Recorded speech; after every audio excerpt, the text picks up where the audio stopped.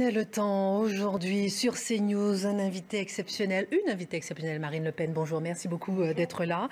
Présidente du Rassemblement national, 2 fois candidate à la présidentielle. Vous avez été député européen, vous êtes député national, conseiller régional depuis plusieurs années. On oublie de dire tous vos titres, mais c'est important pour bien suivre quel est votre regard sur l'actualité, parce qu'on va suivre, et c'est le but de cette émission, suivre l'actualité à travers votre regard. Alors on va parler de ces remaniements qui tardent, de la violence chez les jeunes, on l'a vu ce week-end, de vos problèmes judiciaires qui se multiplient, de votre coup d'œil sur l'Europe avec ce qui s'est passé pendant tout ce week-end, le Brexit, le Royaume-Uni, l'Allemagne. Mais tout de suite, on va regarder un petit peu ce qui se passe au niveau des inondations. Ça se passe dans l'Aude, inondation meurtrière, 13 morts. Cela vous choque, Marine Le Pen ? Bon, bien sûr, je pense que chaque Français est évidemment touché par ce que vivent nos compatriotes de l'Aude, dont les vies, pour certains, les existences, les maisons sont ravagées par ces pluies diluviennes. Et c'est vraiment le moment où il faut que l'on soit une nation. C'est-à-dire, c'est le moment où la solidarité nationale doit s'exprimer quand les Françaises, les Français sont confrontés à des drames tels que celui-là. En parlant de solidarité nationale, le Premier ministre et aussi ministre de l'Intérieur, Édouard Philippe, est sur place en ce moment même. Vous voyez les images en direct dans l'Aude. Laure Parra, vous êtes sur place. Quels ont été les premiers mots du Premier ministre, Édouard Philippe, ministre de l'Intérieur ? Bien, écoutez, là, nous sommes à Trèbes et le Premier ministre est attendu à Trèbes d'ici quelques minutes. Il n'est pas encore où nous nous trouvons. Moi, ce que je veux vous dire qu'à Trèbes, ici, les habitants sont réellement sous le choc. Ils nous répètent sans cesse, nous n'avons jamais vu ça. Nous n'avons jamais vu ça, car on peut dire que le centre-ville de Trèbes est toujours coupé du monde. Les 2 accès principaux sont encore inondés, donc impossible de rejoindre ce centre-ville. Et sachez que les autorités viennent de nous demander d'évacuer dans des accès, car malheureusement, eh bien, les plongeurs viennent à nouveau de découvrir un nouveau corps sans vie dans une des habitations. Et donc, on a vu ces plongeurs arriver avec un brancard, avec un corps sur ce brancard, sur une barque. Le corbillard est arrivé et ensuite, eh bien, donc, les autorités nous ont demandé d'évacuer de la zone. Sachez que l'eau qui est encore dans le centre-ville de Trèbes, eh bien, les autorités ont demandé encore aux habitants d'être très prudents car le courant est encore fort. Merci beaucoup Stéphanie Rouquier. Nous resterons bien évidemment en direct au cas où l'actualité s'accélère sur place, où le Premier ministre et ministre de l'Intérieur s'expriment. Marine Le Pen, j'ai vu la réaction tout à l'heure de Jean-Luc Mélenchon qui dit que le pays est en train de payer naturellement la conséquence de ceux qui n'ont rien prévu, ni en matière de dérèglement climatique. Vous êtes avec lui, d'accord sur ce sujet ? Ce qui est sûr, c'est qu'il faut absolument que l'on puisse savoir s'il y a des manquements en termes d'aménagement du territoire. Parce que ce n'est pas le premier épisode d'inondation que vit notre pays. On a quand même le sentiment que ces épisodes se multiplient depuis un certain nombre d'années. On sait et émergent régulièrement des reproches, des critiques sur la manière dont a été conçue l'urbanisation dans notre pays, sur peut-être les vieilles traditions, les vieilles expériences paysannes qui ont été jetées par-dessus bord, mais qui permettait peut-être d'éviter ce type de problématique. Donc il faut tout mettre tranquillement sur la table, que ce soit dans ce domaine de l'urbanisation ou que ce soit dans les processus traditionnels d'alerte qui doivent permettre les évacuations et qui peut-être n'ont pas mesuré ici comme hier, dans d'autres circonstances, l'importance du phénomène auquel s'est trouvé confrontés les habitants de l'Aude. C'est ce que dit par exemple le porte-parole du ministère de l'Intérieur, Frédéric Delanouvelle, qui dit qu'il y a une fragilité au niveau du système de vigilance orange qui est passé rouge un peu trop tard. Et c'est ce qui fait si les habitants étaient surpris par la violence justement des inondations. Bien, je crois que c'est une amélioration sur laquelle il faut réfléchir. Le gouvernement doit se pencher, bien entendu, car il est terrifiant de voir le nombre de vies qui ont été perdues avec un épisode très court, mais très brutal. Et donc, tout ce qui peut contribuer à éviter la réitération de ce type de drame doit évidemment être mis en œuvre. Et le réchauffement climatique dans tout ça, Marine Le Pen ? Le réchauffement climatique, il est une évidence. Après, la vraie question, c'est est-ce qu'on accepte de remettre en cause le modèle économique ou pas?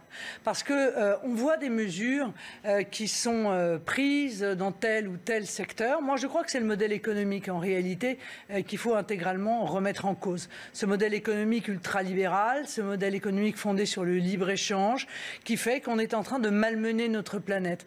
On va chercher des produits à 10 000 km pour les vendre 10 000 km plus loin, avec les conséquences sur le bilan carbone.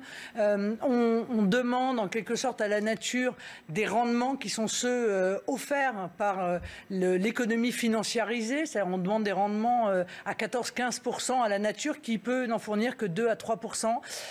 Et donc, cette réflexion-là, nous la portons au Rassemblement national. Nous allons la développer dans le cadre des élections européennes. Est-ce qu'il n'est pas temps, très largement temps, de revenir à la proximité, de revenir au circuit court, de revenir à une économie par cercle concentrique où l'on consomme d'abord ce que l'on produit, puis ce que produisent nos voisins, plutôt, encore une fois, que cette espèce de course au moins-disant qui nous fait aller chercher des produits qui pourraient être fabriqués en France à l'autre bout de la planète. On va parler de l'Europe tout à l'heure, longuement, largement, mais le réchauffement climatique, justement, il n'a pas de frontières. Il faudra justement composer avec l'Europe, avec tous les partenaires européens pour pouvoir, et mondiaux, pour pouvoir régler ce problème. Oui, mais vous savez, l'Europe que nous voulons voir émerger, c'est précisément l'Europe des coopérations. C'est l'Europe qui se parle, mais c'est aussi l'Europe qui se respecte. C'est aussi l'Europe des frontières. C'est l'Europe des nations. Je crois que les nations sont les plus performantes pour régler les problèmes auxquels nous sommes confrontés. Or, on voit bien d'ailleurs que l'Union européenne n'a rien apporté dans ce domaine-là. Je suis désolée, mais regardons par exemple le glyphosate. On a eu le sketch du glyphosate, permettez-moi, où le président de la République est venu nous expliquer que dans 3 ans, le glyphosate sera interdit en France. Mais ce qu'il a oublié de dire, c'est qu'en réalité, l'Union européenne lui interdit de prendre ce type de décision. Et que surtout, même si le glyphosate est interdit en France, il sera toujours autorisé d'importer des produits eux-mêmes produits grâce au glyphosate. Donc en réalité, un danger toujours prégnant sur la santé de nos propres compatriotes. Donc on voit bien que l'Union européenne n'est pas une accumulation de force, mais en réalité une accumulation de faiblesse. Mais aussi de force, quand même. Deuxième puissance économique mondiale. On y reviendra tout à l'heure. Je sais que vous n'êtes pas... Oui, parce que pour l'instant, les résultats, le moins qu'on puisse dire, c'est qu'ils ne sont pas bons du tout. Restons un peu, bien sûr, si jamais on a le Premier ministre qui s'exprime, on reviendra sur les inondations, mais le remaniement, on l'attendait aujourd'hui, un éternel remaniement, on l'a jamais vu, enfin qui se fait attendre, on n'a jamais vu une attente aussi longue sous la Ve République. La lenteur a ses vertus. Non, je ne le crois pas. Honnêtement, quand il s'agit de désigner un ministre de l'Intérieur, la lenteur est un défaut, et même un défaut grave. Car nos compatriotes ont évidemment le droit d'avoir un ministre de l'Intérieur qui s'occupe à plein temps de leur sécurité au moment où précisément chaque jour qui passe amène son lot d'ultra-violence. Chaque jour qui passe, on voit nos enfants tués pour un mauvais regard, pour des bisbilles. Enfin, ça devient tout à fait terrifiant. Et il n'y a pas de ministre de l'Intérieur. Il y a un Premier ministre qui joue le rôle de ministre de l'Intérieur. Évidemment, aujourd'hui, on comprend que le remaniement a été repoussé compte tenu des événements dramatiques, climatiques qui ont eu lieu. Mais enfin, écoutez, depuis des semaines, nous savions que Gérard Collomb était sur le départ. Et ce gouvernement n'a pas anticipé cela. Il n'y a personne pour prendre le poste de ministre de l'Intérieur. Mais c'est peut-être pour mieux faire, pour analyser le bon profil, pour justement avec la haute autorité de la transparence de la vie publique, pour bien vérifier les profils. Tout ceci se fait en amont. Il est inouï que depuis des jours et des jours et des jours, il n'y ait pas de ministre de l'Intérieur. En amont, Gérard Collomb, il a plutôt surpris quand même. Je ne crois pas qu'il ait surpris, car en réalité, il avait déjà annoncé qu'il souhaitait partir. Et alors, si le président de la République et le Premier ministre ne savaient pas que Gérard Collomb voulait partir, ils étaient les seuls à ne pas le savoir. À la Nicolas Hulot. Donc on a le sentiment d'avoir en même temps de l'amateurisme, de l'irrésolution, parce que comme si le choix jusqu'au dernier moment n'était pas fait, et on joue au dé la personne qui va être chargée du ministère de l'Intérieur. De toute façon, je vais vous dire, c'est la direction politique qui importe, en réalité. Plus en fait que la personne qui va prendre évidemment le poste. Je pense qu'il n'y a pas de direction politique concernant la lutte contre l'insécurité dans notre pays. Il y a un désintérêt du président de la République quasiment manifeste et manifesté d'ailleurs à l'égard de tout ce qui touche au régalien. Ça ne l'intéresse pas. Pendant la campagne, il nous avait expliqué qu'il n'allait pas faire en une nuit un programme contre le terrorisme, ce qui prouve qu'à la fin de la campagne présidentielle, il n'avait aucune vision de ce qu'il fallait faire contre le terrorisme. Je crois que contre l'insécurité, contre la délinquance, contre la criminalité, et non plus, il n'a pas de programme. Alors justement, vous avez beaucoup évoqué cette violence. On a vu ce jeune 13 ans, mort, tué à coups de barre de fer dans les Lilas, au Lilas, en Seine-Saint-Denis. Ces violences, elles existaient déjà, ces guerres des gangs, mais c'est de plus en plus violent avec des jeunes de plus en plus jeunes. En l'occurrence, celui-ci, il avait 13 ans. On va faire un petit point, avant de vous faire réagir sur ce qui s'est passé ce week-end, sur cette guerre des gangs qui existe déjà depuis un moment, mais avec une violence exacerbée aujourd'hui, avec Anne Maquignon. Il suffit parfois d'une broutille, d'une petite étincelle pour animer l'animosité entre deux bandes rivales. Depuis 2 ans dans la capitale, les affrontements entre deux groupes d'adolescents sont de plus en plus nombreux. Il y a 2 semaines encore à Garges-les-Gonesse, un jeune garçon avait été sauvagement molesté sur un parking pendant de longues minutes par une dizaine de jeunes armés de barres de fer, de béquilles, de boules de pétanque.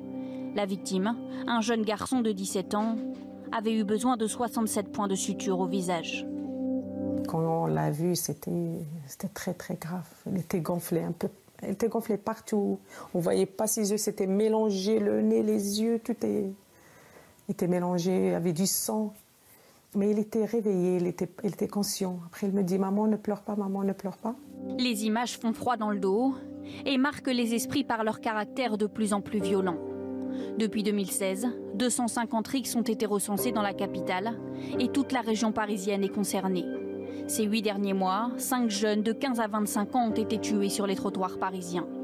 La plupart du temps, les affrontements éclatent en plein espace public et les jeunes utilisent presque systématiquement des armes blanches. En janvier, Ismaël, 15 ans, avait été poignardé dans le dos en pleine rue dans le 11e arrondissement de la capitale. Un affrontement bref mais d'une violence rare. Des jeunes de 14 et 15 ans avaient été interpellés. Le phénomène des bandes n'est pas nouveau, mais les auteurs sont de plus en plus jeunes. En 2017, à Paris et en Petite Couronne, sur les 291 interpellations liées aux bandes, 80% sont des mineurs. La mairie de Paris, entourée par le monde associatif, éducatif, par des familles, des éducateurs, a lancé début octobre des états généraux sur le phénomène des rixes. Le but, présenter début 2019 une stratégie parisienne de prévention pour éviter ces affrontements violents. Mais le phénomène ne se limite pas à la capitale. À Angoulême, fin septembre, une trentaine de jeunes armés de battes de baseball et de sabres japonais avaient attaqué un bus sans faire aucun blessé. Selon le ministère de l'Intérieur, 90 bandes organisées et structurées sont présentes sur tout le territoire. Marine Le Pen, baisse de l'autorité parentale, baisse de l'autorité politique. Quelle est la cause de cette violence, de cette recrudescence? Incontestablement, baisse de l'autorité politique. On assiste à un véritable ensauvagement où la vie humaine n'a plus ne suscite plus aucun respect. C'est terrifiant de voir cela et il faut à un moment donné poser le constat. Nous allons faire au mois de novembre un colloque sur ce sujet parce que je crois qu'on est confronté là à une forme de terrorisme du quotidien.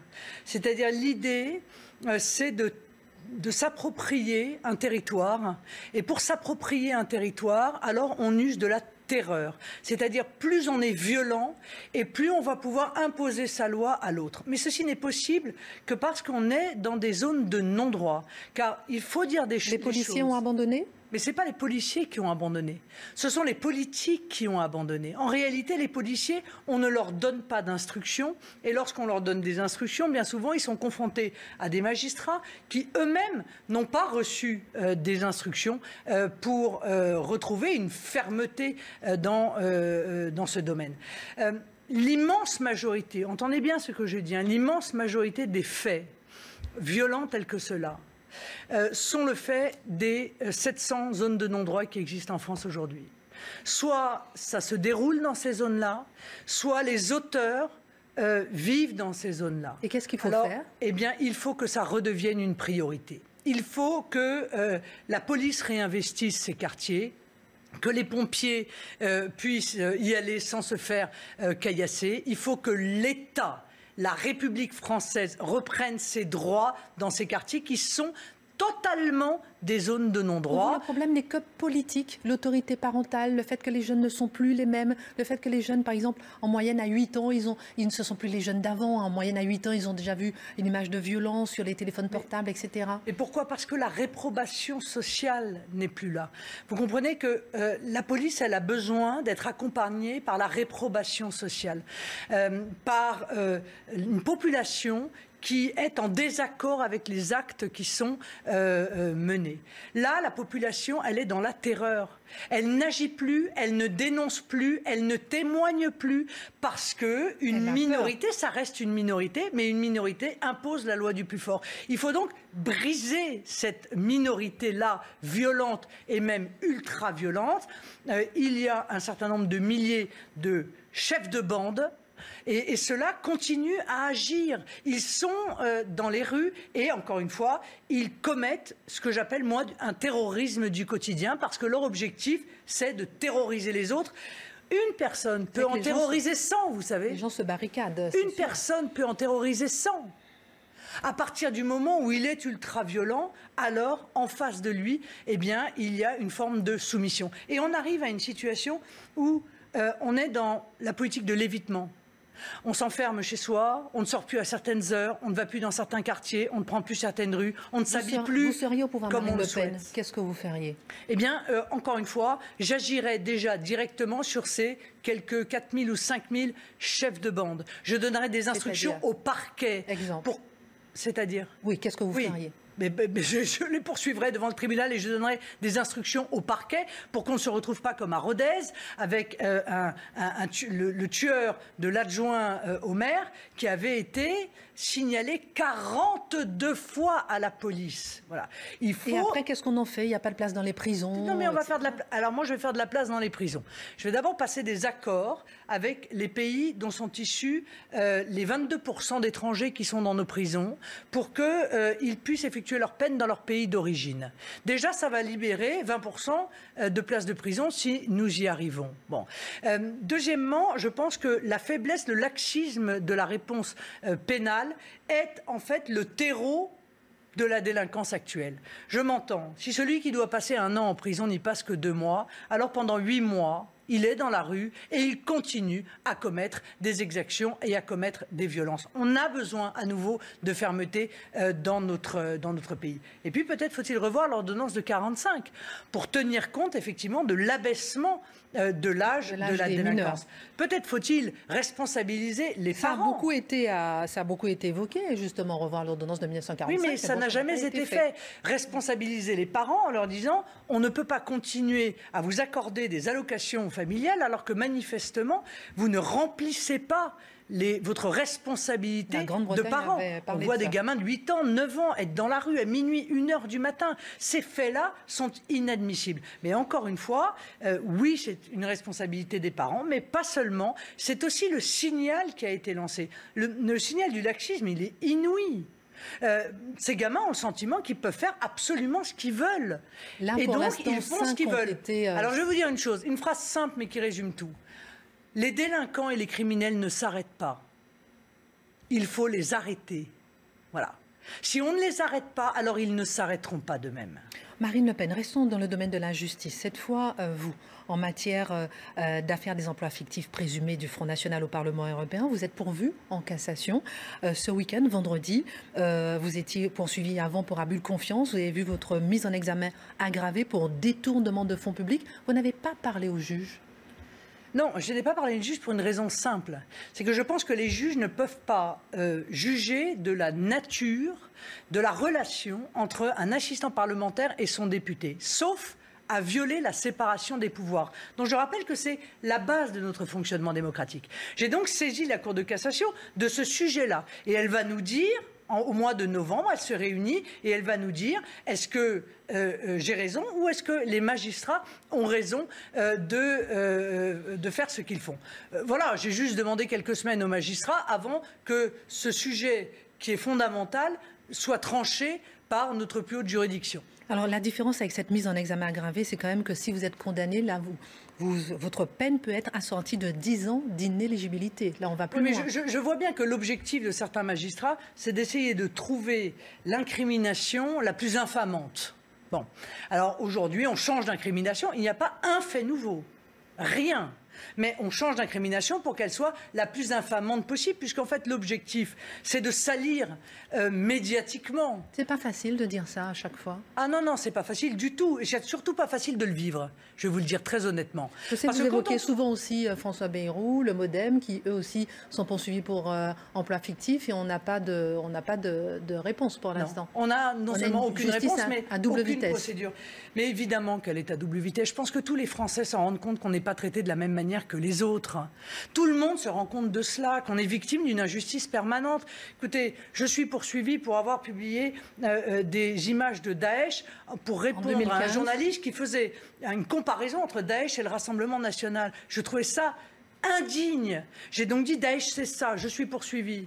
À la suite de ça, on veut me soumettre à une expertise psychiatrique. Là aussi vous êtes poursuivi parce que vous avez publié... Je publie l'expertise psychiatrique pour en saisir les Français, parce que je pense que c'est quand même pas anodin que la présidente du premier parti d'opposition de France soit soumise à une expertise psychiatrique. On me poursuit pour avoir publié l'expertise psychiatrique.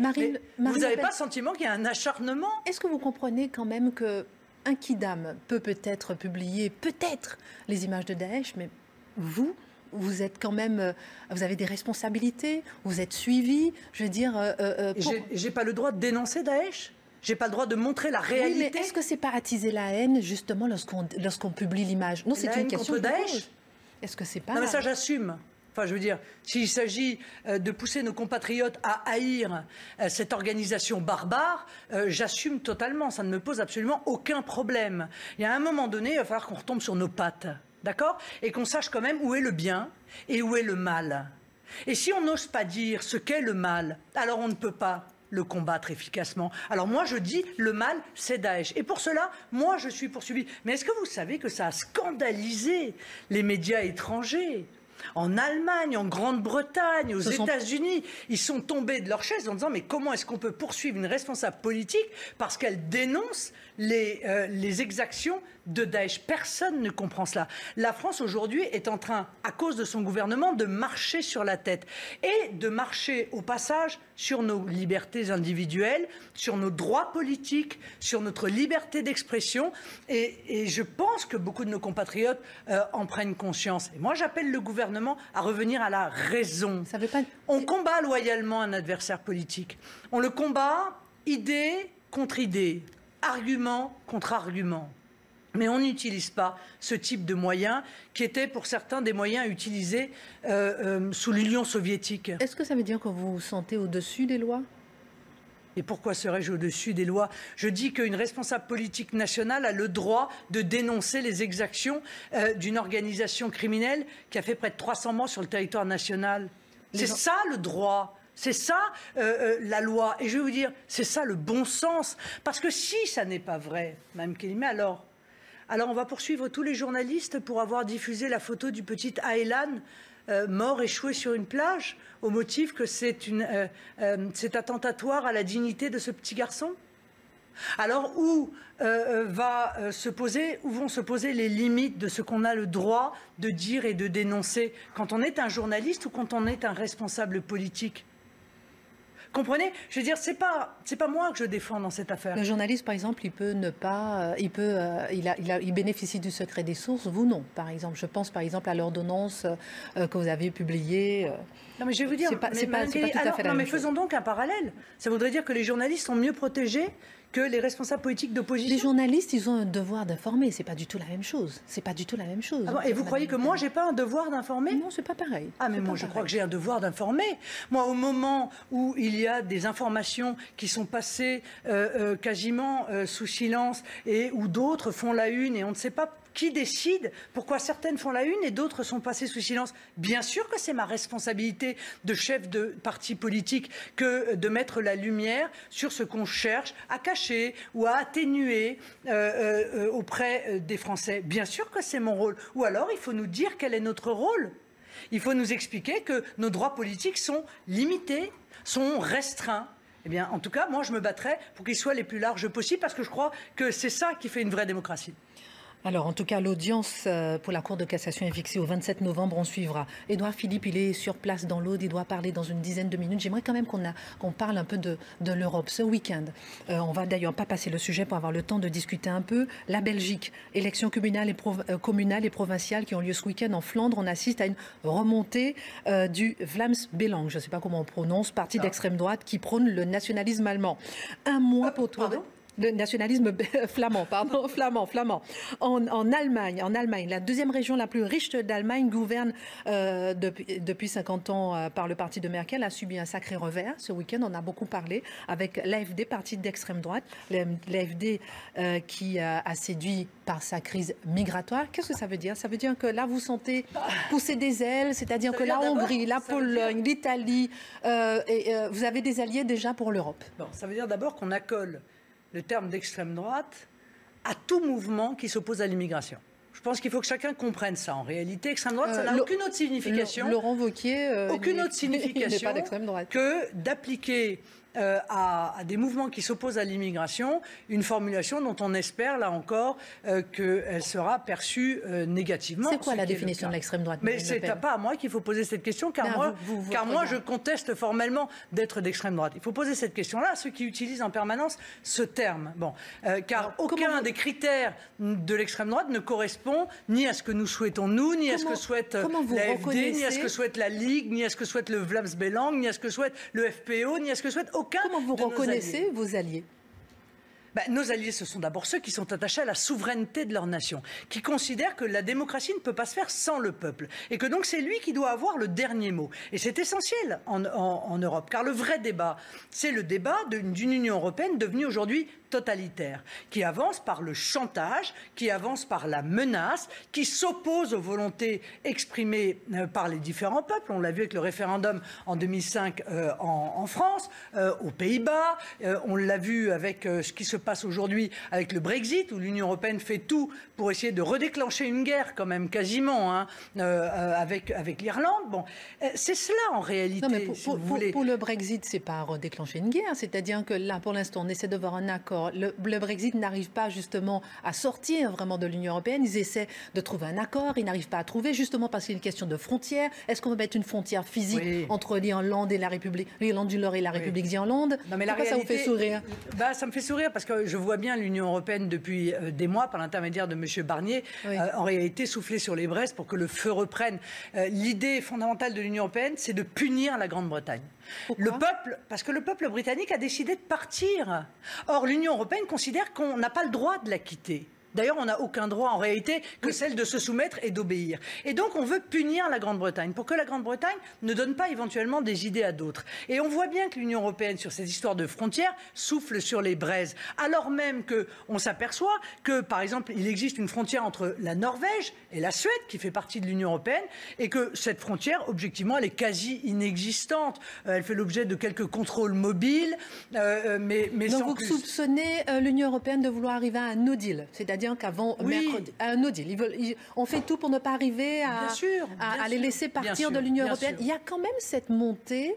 Pas ne pas les laisser partir, car ils sont partis. Mais faire en sorte que l'addition soit la plus salée possible. Vous voyez, que le peuple britannique souffre le plus possible. En même temps, il y a beaucoup de voix qui s'élèvent pour qu'on puisse refaire un vote, pour qu'on puisse justement redonner la voix au peuple. Qu'est-ce que vous dites de ça? Mais écoutez, si on commence à partir là-dessus, je peux vous dire qu'il y a énormément de voix en France de gens qui aimeraient qu'on refasse l'élection présidentielle. Mais vous voyez, on l'a fait. La démocratie, c'est le respect des institutions. Voilà, il y a eu un vote et donc il faut le respecter. Et on ne revote pas jusqu'à ce qu'on vote bien. Voilà. Parce que ça, c'est pas une démocratie en l'occurrence. Donc moi, je crois qu'il faut respecter le vote des Britanniques. Mais pour répondre à votre question, qu'est-ce qui nous relie? La souveraineté, l'attachement que nous avons à la liberté et à la démocratie qui nécessite que les peuples aient le dernier mot. C'est le refus de l'ouverture totale des frontières qui met nos pays confrontés à une difficulté majeure compte tenu des flux migratoires que nous vivons. C'est tout cela qui nous relie, si vous voulez.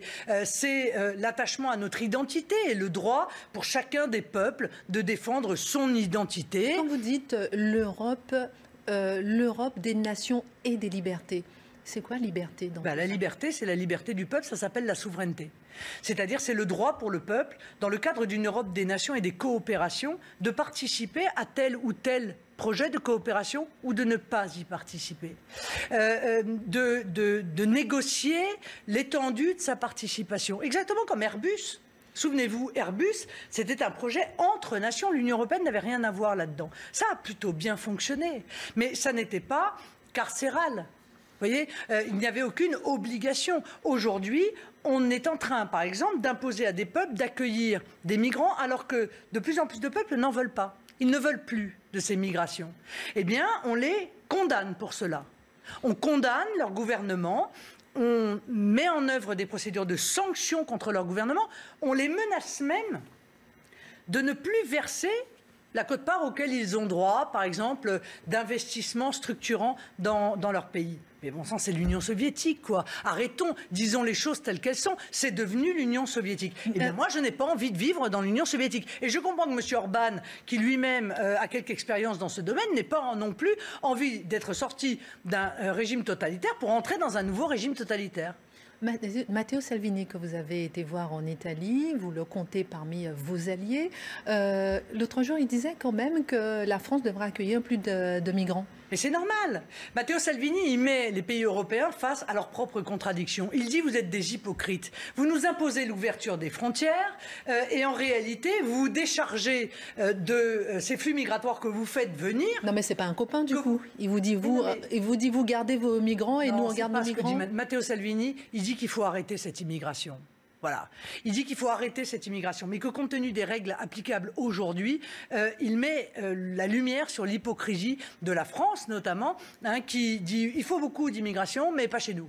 Bon. C'est violent. Oui. En réalité, personne n'en veut. Alors mettons-nous d'accord pour dire on retrouve la maîtrise de nos frontières nationales, on arrête cette immigration, on arrête d'aider les passeurs qui sont qui font de la traite humaine, on met en œuvre des accords de coopération avec les pays dont sont originaires les immigrés pour empêcher cette immigration, mais aussi pour développer la coopération avec ces pays pour fixer les populations dans leur pays d'origine. Voilà ce qu'il dit Matteo Salvini. Parce qu'aujourd'hui, nous sommes, c'est vrai, submergés, l'Europe, par cette immigration. Mais il n'y a pas que le continent. Il y a aussi, excusez-moi, mais notre outre-mer dont on ne parle jamais. Jamais nulle part. Pas même à peine pour donner la météo là-bas. Bon, on ne parle pas de Mayotte, qui vit une situation... Vous êtes plébiscité à Mayotte, dans tous ces départements et territoires d'outre-mer. Parce que je m'intéresse... Qui sont tout petits et entourés, mais parce que je m'intéresse à eux, parce que je ressens leur souffrance face, encore une fois, à la situation dans laquelle ils vivent. Moi, j'aimerais que tous nos compatriotes sachent ce qui se passe à Mayotte, où il y a quasiment un couvre-feu, où près de la moitié de la population est clandestine, où l'insécurité est endémique, où nos compatriotes mahorais ne peuvent plus trouver un terrain de libre. Par exemple qu'à Mayotte, on peut arriver à trouver une solution. Oui, Mayotte, comme la Guyane avec le Brésil, on peut arriver avec une solution contre l'immigration, mais c'est impossible. Mais pourquoi? C'est impossible. Mais pourquoi l'Australie arrive bien à trouver une solution? En faisant quoi? En mettant des barrières, des frontières? Mais d'abord en étant clair, Madame Kay, clair. Nous n'accueillerons pas de clandestins chez nous. Soit vous venez de manière légale... Ça ne suffit pas, les paroles. Mais non, mais bien sûr, non, ça ne suffit pas. Deuxièmement, nous coupons toutes les pompes aspirantes de l'immigration. Ne venez pas, vous ne trouverez rien. Ni aide médicale d'État, ni logement, ni éducation, la population locale, ni santé, ni rien. Voilà. La population elle-même, locale, elle-même va en souffrir. Mais non, la population nationale peut en souffrir. Mais pourquoi? Vous croyez que moins d'immigration, ça va la faire souffrir? Mais moins d'immigration, ça va la faire respirer, ça va la faire souffler. Est-ce que vous ne croyez pas qu'à Mayotte, le système de santé croule? Et pas seulement qu'à Mayotte. Ici aussi, en métropole, notre système de santé croule sous la prise en charge de l'immigration. Un événement climatique d'une incroyable intensité. un certain nombre des habitants que j'ai rencontrés, vous-même, monsieur le maire, m'avez dit que dans la mémoire du village, la dernière fois que quelque chose d'aussi intense s'était produit, c'était en 1891. Et encore, manifestement, l'événement a été encore plus intense et encore plus brutal qu'en 1891. On est donc face à un phénomène tout à fait exceptionnel qui explique en partie l'intensité du bilan et la lourdeur du bilan. Je voudrais faire un mot sur ce bilan. Il est, à l'heure où je vous parle, de 10 personnes décédées. Nous avons cru qu'il allait monter jusqu'à 13 personnes décédées. En réalité, c'est 10 personnes décédées. Évidemment, de nombreux blessés, des dégâts matériels qui sont très lourds. Alors, je voudrais d'abord exprimer toute ma sympathie et tout mon soutien aux familles des victimes et à toutes celles et ceux qui ont vu aujourd'hui ou cette nuit leur vie basculer, soit parce qu'ils ont eu peur. Beaucoup d'habitants de Villegayen m'ont dit cela. Je viens de voir une vieille dame qui se déplace difficilement et qui a vraiment cru que sa dernière heure était venue parce que l'eau est montée très vite chez elle. Ils ont eu peur, ils voient leur commerce, leur habitation, leurs moyens d'aller travailler emportés par la crue. Et donc je veux vraiment les assurer de tout notre soutien. Ce matin, nous avons pris contact avec la Fédération française des sociétés d'assurance pour indiquer combien il était nécessaire que les indemnisations des particuliers puissent être les plus rapides possibles. Nous allons mettre en œuvre la procédure de catastrophe naturelle accélérée et nous allons veiller dès mon retour à ce que l'ensemble des administrations concernées puissent prendre les bonnes mesures qui s'imposent pour pouvoir accompagner tous ceux qui ont subi des dommages et ont été meurtris. Je voudrais dire un mot sur la remarquable mobilisation des secours. Ils ont été prépositionnés pour certains d'entre eux dès avant-hier.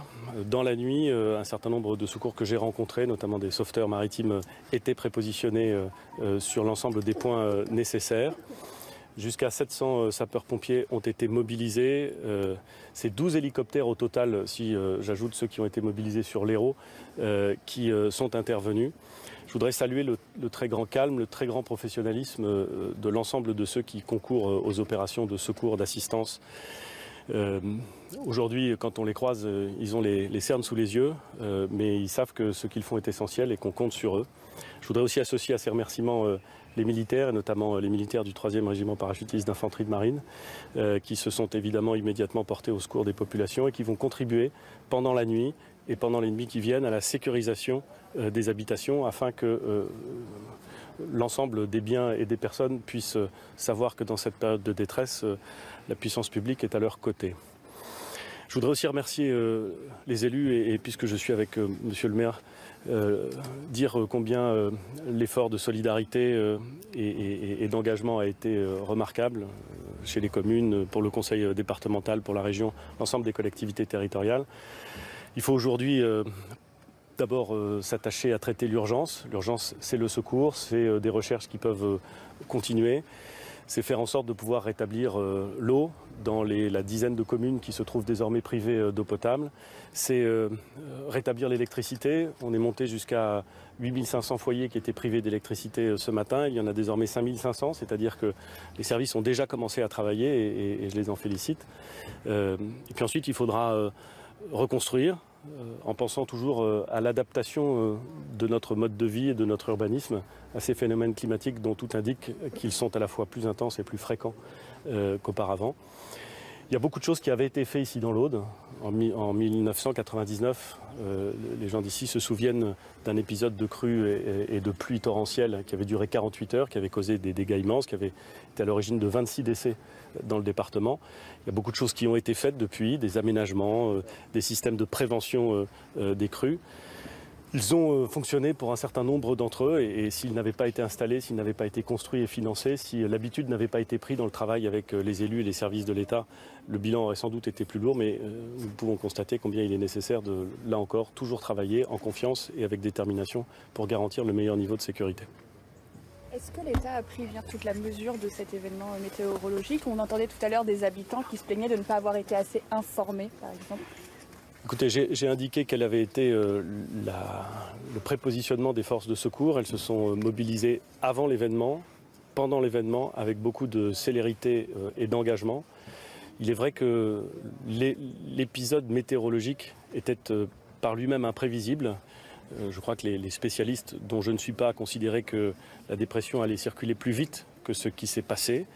Il est vrai aussi que faire passer d'une vigilance orange à une vigilance rouge à 3 h du matin, c'est assez facile à dire, mais pour que l'information arrive à tous ceux qui sont endormis ou à tous ceux qui ne sont pas forcément à l'écoute, et on ne peut pas leur en vouloir, c'est évidemment beaucoup plus compliqué. En tout cas, moi je veux dire combien l'ensemble des services de l'État ont été concentrés, mobilisés, déterminés à apporter les secours, et combien nous leur devons. Parce que si le bilan n'est pas plus lourd, si les secours ont pu intervenir rapidement, c'est aussi à eux qu'on le doit. À votre connaissance, Monsieur le Premier ministre, reste-t-il encore des personnes portées disparues? Écoutez, je m'exprime avec prudence sur le sujet. Je crois qu'il faudra plutôt poser la question à Monsieur le Préfet. J'ai compris qu'il y avait une personne qui était encore recherchée.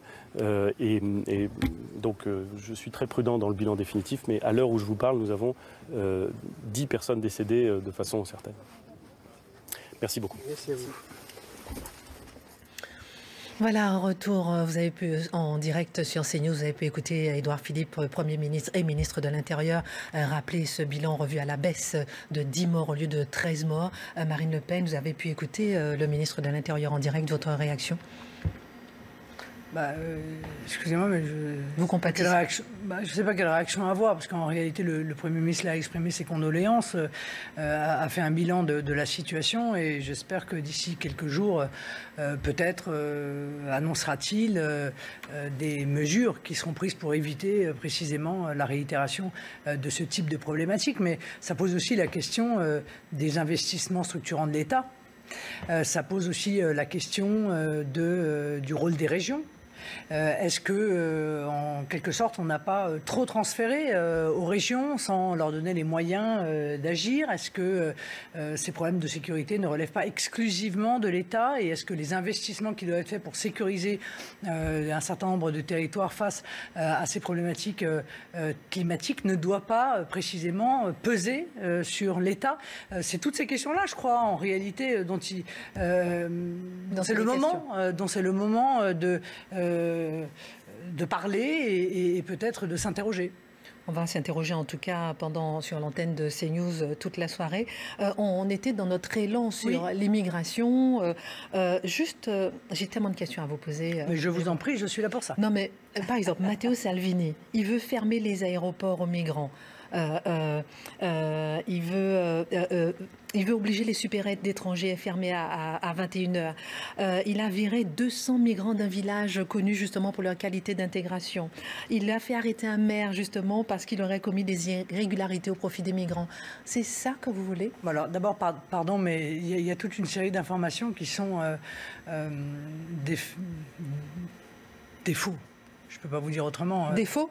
Oui, qui ne sont pas vrais. Ah bon, d'accord. Par exemple, quand il a dit il n'a pas fermé les aéroports. Il veut fermer les aéroports aux migrants. Il est en conflit avec l'Allemagne. Madame Merkel explique qu'elle va renvoyer les clandestins par avion en Italie. Et M. Salvini a dit, mais si vous voulez les renvoyer par avion en Italie, alors je fermerai les aéroports pour que ces avions n'atterrissent pas.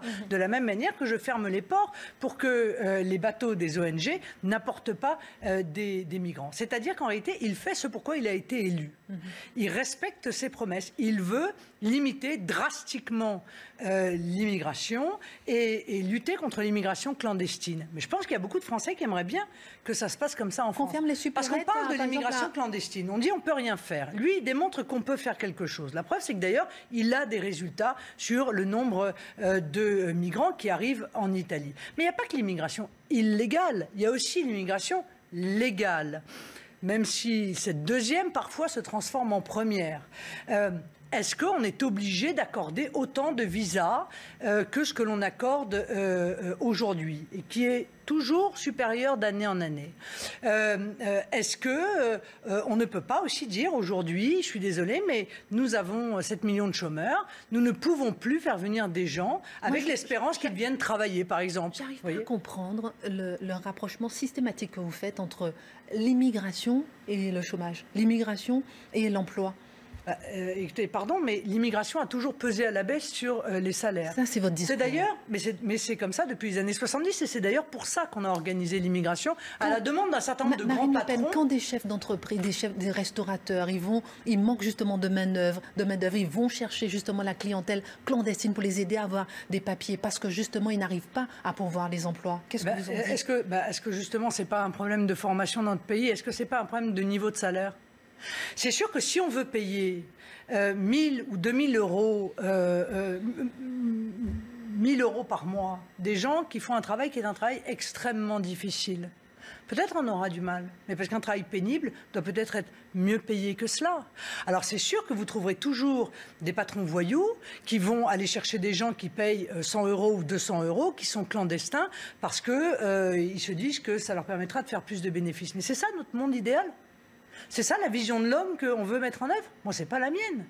Or, on voit bien que, par exemple, en Grande-Bretagne, une des raisons du Brexit, c'était l'immigration. Bon.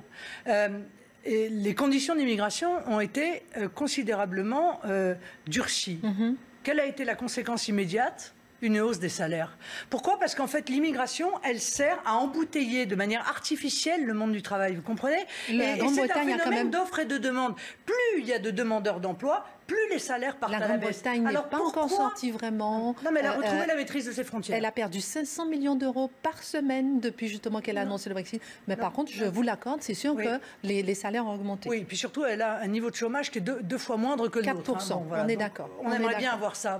Mais ce que je veux dire, c'est que c'est un phénomène d'offre et de demande. Et la vraie raison, c'est pourquoi est-ce qu'on continue à faire venir des gens pour, encore une fois, que la demande d'emploi soit si importante alors qu'on a 7 millions de chômeurs. C'est ça qui est incompréhensible. Alors, si demain, on avait plus d'emplois à pourvoir qu'il n'y a de gens qui cherchent un emploi, on pourrait se dire, bah tiens, on va permettre à un certain nombre de personnes de venir travailler sur notre territoire. Mais ça n'est pas le cas. Et ça n'est pas le cas depuis des années. Et malgré cela, on continue à les faire venir. Mais s'ils viennent et qu'ils n'ont pas d'emploi, Madame Kelly, qui assume leur présence? La communauté nationale. Ce sont nos systèmes de protection sociale, c'est notre système de santé, c'est notre système éducatif, et tous ces systèmes-là sont en train de ployer sous, en réalité, le coût de cette immigration. Donc, est-ce qu'on fait stop ou encore? Voilà, c'est une des questions que l'on se pose. Et après avoir répondu à la question stop ou encore, est-ce qu'on a encore le droit de décider? Et ça, c'est la vraie question qui se posera lors des élections européennes. Est-ce que les peuples ont le droit de dire non, stop, ou est-ce qu'ils n'ont pas le droit? En parlant des élections européennes, 2014, vous avez fait 25%, là vous êtes crédité de 20-21%, comme En Marche à peu près d'ailleurs. Est-ce qu'il n'y aurait pas, j'aimerais que vous faire écouter Luc Ferry, qui était sur mon plateau la semaine dernière, et il parle peut-être d'un rapprochement des électorats entre ceux de Jean-Luc Mélenchon et les vôtres. On l'écoute.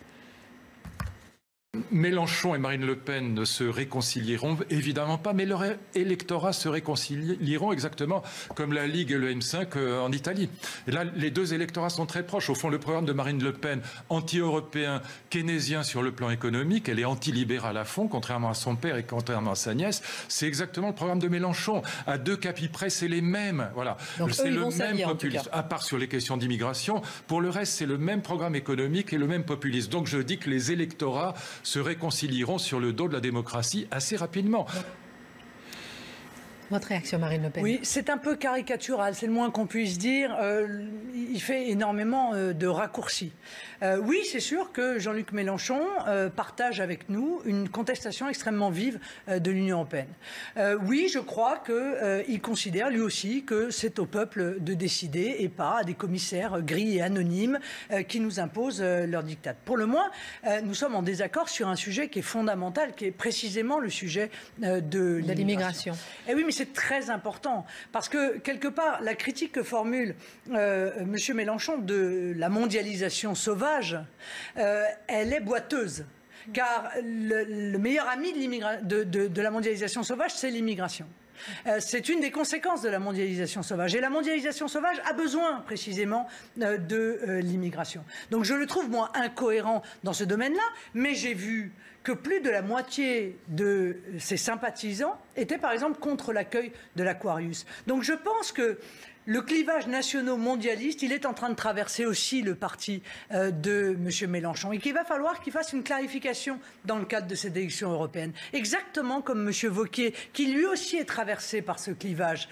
Les vieux clivages, gauche, droite, extrême gauche, tout ça, ça n'a plus aucun sens. La vraie question, c'est est-ce que vous êtes sur la rive des nationaux, c'est-à-dire de ceux qui non seulement veulent que la nation soit le berceau de la démocratie et que puissent s'exprimer les protections qu'offre la nation, ou est-ce que vous êtes sur la rive des mondialistes, c'est-à-dire que vous considérez qu'il faut qu'il n'y ait aucun obstacle au commerce, ni les frontières, ni les enracinements, ni les systèmes de protection sociale, ni les traditions, ni les identités, ni rien de tout cela. Moi, je suis clairement sur la rive des nationaux.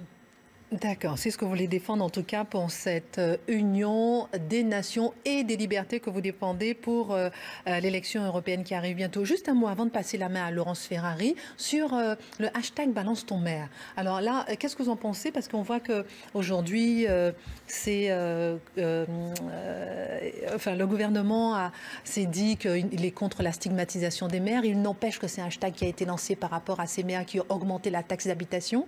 Qu'est-ce que vous répondez à ça? Bon, d'abord, je vais vous répondre que dans les villes Rassemblement National, les impôts n'ont pas augmenté et même dans certaines d'entre elles, ils ont baissé. Parce que nous savons que la pression fiscale qui pèse sur nos compatriotes est considérable. On a vu d'ailleurs qu'on a encore dépassé un seuil au niveau national des taxes et des impôts qui pèsent sur nos compatriotes. Un seuil qui est aujourd'hui insupportable, il faut quand même le dire, entre l'essence, le fioul, le tabac, la CSG et j'en passe et des meilleurs. Mais c'est un peu hypocrite de la part de l'État. C'est-à-dire la réalité, c'est qu'ils suppriment la taxe d'habitation, mais ils n'ont pas compensé les recettes de cette taxe d'habitation à des municipalités qui sont obligées de faire face à de plus en plus de dépenses. Alors, en réalité, ils poussent les maires, et c'est peut-être là vraiment le cynisme du gouvernement. Il pousse les maires à augmenter la taxe d'habitation ou à augmenter la taxe foncière pour contrebalancer les effets de la suppression de la taxe d'habitation. Moyennant quoi, les pigeons, ce seront toujours les contribuables qui, eux, vont continuer à voir s'alourdir sur eux le poids de la fiscalité. Le gouvernement donnera le sentiment que ce n'est pas de sa faute, c'est de la faute des maires. Alors, il y a des maires qui sont tout à fait excessifs. Monsieur Estrosi, par exemple, a augmenté de près de 20%. 19%. Considérable. Vous imaginez cette augmentation. Mais le gouvernement n'a pas fait mieux quand il a augmenté de 20% la CSG, qui a pesé sur tout le monde.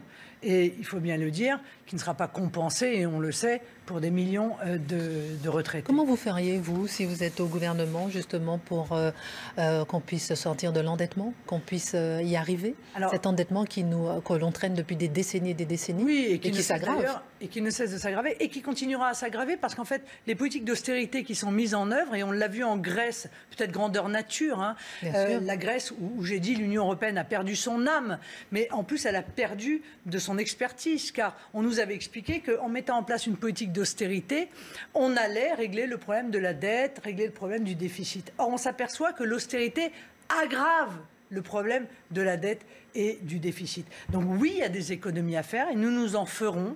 Il y a des économies à faire sur l'Union européenne qui nous coûte 21 milliards d'euros par an. Alors on en retouche une partie, mais il y a une partie qui est brûlée chaque année.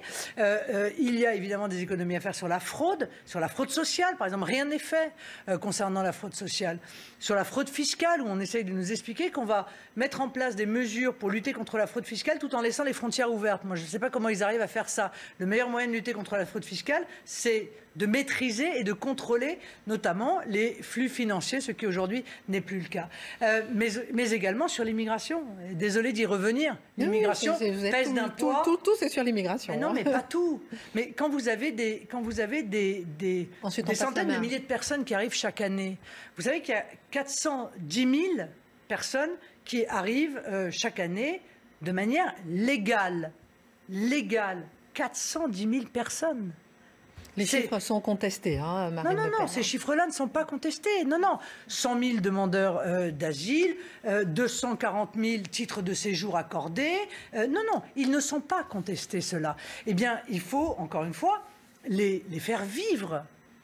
Et alors qu'il y a 7 millions de chômeurs. Donc ce sont effectivement des dépenses qui sont des dépenses considérables. Alors je sais bien que personne ne veut en parler. Et d'ailleurs, quand les sociologues et les économistes cherchent à mesurer le poids que représente cette immigration, ils se font mettre en général au banc de la société. Mais je vais vous dire, Madame Kelly, un truc sûr. Ils finiront par dire la même chose que nous. Parce que sur l'insécurité, ils disent tous aujourd'hui la même chose que nous. Madame Aubry dit la même chose que nous. Monsieur Collomb dit la même chose que nous. Des responsables viennent dire aujourd'hui, regardez, il y a de l'islamisation effrayante dans le sport, dans les écoles, dans la police, en fait partout. Mais c'est ce que nous disions depuis des années. Merci beaucoup, Marine Le Pen. Donc ils finiront par dire la même chose que nous. J'espère qu'il ne sera pas trop tard pour agir. Peut-être le même constat, mais pas les mêmes actions. En tout cas, on va passer la main à Laurence Ferrari. On va passer la main à Laurence Ferrari qui va certainement peut-être parler de l'inondation, des inondations meurtrières. Laurence. Effectivement, Christine, bonsoir à vous. On va parler et revenir sur ces inondations catastrophiques dans l'Aude avec ce bilan revu à la baisse, 10 morts depuis ce matin. La procédure de catastrophe naturelle accélérée vient d'être annoncée par le Premier ministre Édouard Philippe. Alors y a-t-il eu une défaillance dans la vigilance météo? Comment expliquer la violence de ce phénomène? On en parle avec mes invités et avec les envoyés spéciaux de CNews, non seulement à Trèbes, mais à Villegayenc, deux villes lourdement touchées par ces intempéries de ce matin. Merci.